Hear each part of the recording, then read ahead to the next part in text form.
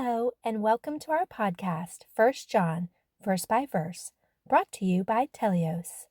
This captivating podcast will detail each verse of the book of First John, which is a valuable source of information about the early church and its growth.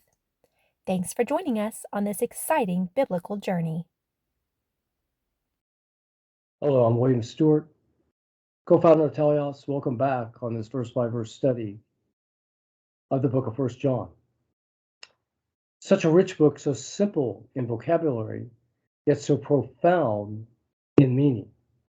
It was written by John the Apostle, one of the closest apostles to Christ, along with Peter and James.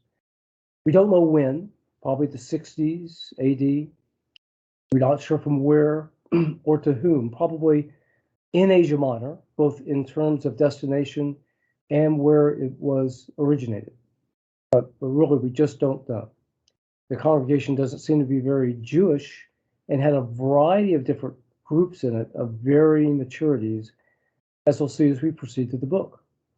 We've just gotten into the main purpose of the book, from the theme verse, to know that you are saved in the 5th chapter. And we've covered in verses 3 and 4 of chapter 2, the first rule that a Christian can use to assess him or herself and other people, and that we're obedient. We're obedient to his commands. So again, I'll cover this again. It's very important. All of us fail in our obedience, but the present tense is used here by John, and it's important to realize that in Greek, as in English, it's usually continuous tense.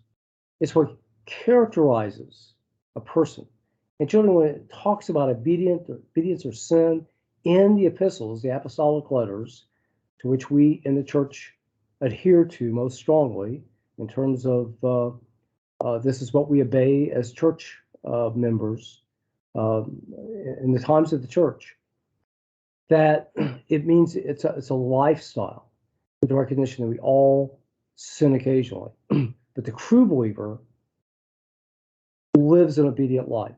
That's what characterizes him or her, versus a person of sin is generally leading a sinful life. And John makes this first point. He continues in verse 5.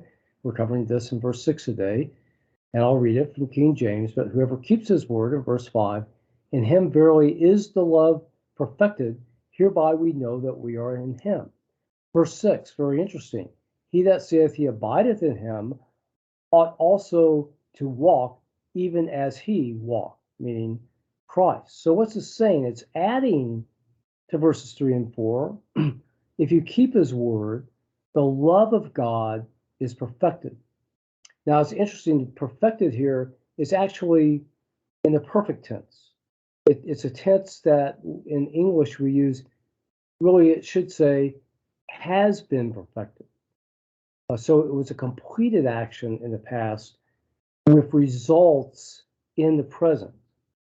So does this mean the love of as a Christian, or does it mean the love of God through Christ to salvation? So that might be a point of controversy. And generally in First John, where it talks about God's love for us, it's generally talking about salvation. And in context, he's talking about obedience. So I think it's saying that if you're a person who obey the commands, God's love to us through Christ has been perfected. Otherwise, we're Christians, and by us accepting that salvation by grace alone, given by the love of God through Christ and his death on the cross, then that love meant for us through salvation has been perfected. Otherwise, we're a changed person. Again, this theme is going to be continual through this book. The regeneration, the fact that salvation, the old self died. It's also called spiritual baptism, building on a new man, being born again. The old self died. We were created a new person through the resurrection of Jesus Christ. So that end product, that new person, that came, has been perfected, that new person, which came by the love of God through the saving grace of Jesus Christ. So if that's the case, then that person should be walking, that changed person, that new person should be walking as Jesus walked. Now, what does that mean? If you ask most people, what does that mean to walk as Jesus walked? It meant, usually it means doing good, or doing good to people. And it's a little difficult because Jesus' mission on earth, and this is important, was very specific. He came to bring salvation and bring the kingdom to the Jews and bring their salvation. And they rejected him. And so from that, then he instituted the concept of the church in Matthew 13 and died for everybody's sins on the cross, and he resurrected. So in the time of the church, we're not commissioned to do the things that Christ was commissioned to do on earth. We don't heal. And I realize that's controversial. We're not prophets. We don't walk around Israel ministering God's word to the Jews.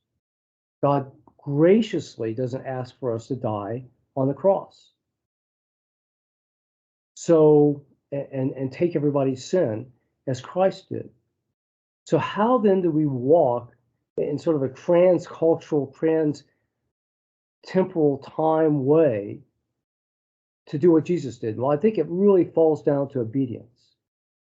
Christ was obedient to God, to his death on the cross. He was obedient over his house. As in Philippians 2, Hebrews 3, Hebrews 5, he was obedient to God for his mission.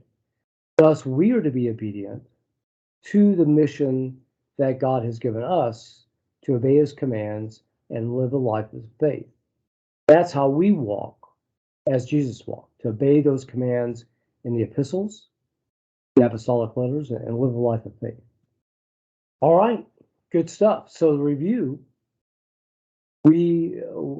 how we determine, one way that we show to ourselves, since we can't see the book of life, and increasing our confidence before God to know that we're saved is if we're living an obedient life, and otherwise to other people as well. Keeping the life is characterized on a general basis that they keep God's commands. Okay, thanks for joining me.